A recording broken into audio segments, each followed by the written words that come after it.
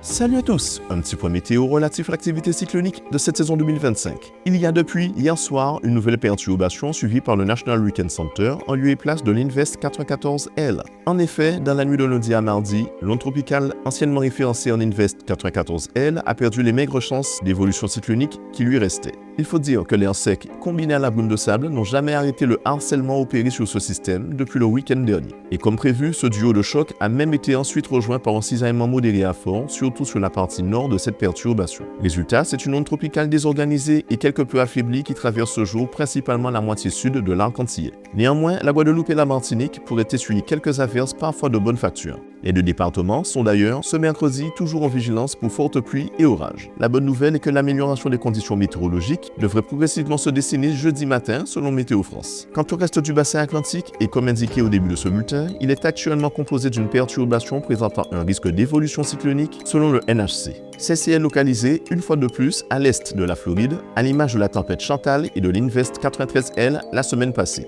Comme pour cette dernière, un éventuel développement cyclonique sera conditionné par la capacité du système à rester à distance des terres émergées afin de pleinement bénéficier du carburant que constitue l'eau chaude du golfe du Mexique. À ce jour, le risque d'évolution cyclonique de ce système est faible et il ne concernera nullement l'arc antillais. Nous en reparlerons donc qu'en cas de développement cyclonique avéré. En attendant, c'est tout pour aujourd'hui. Restez prudents et à bientôt.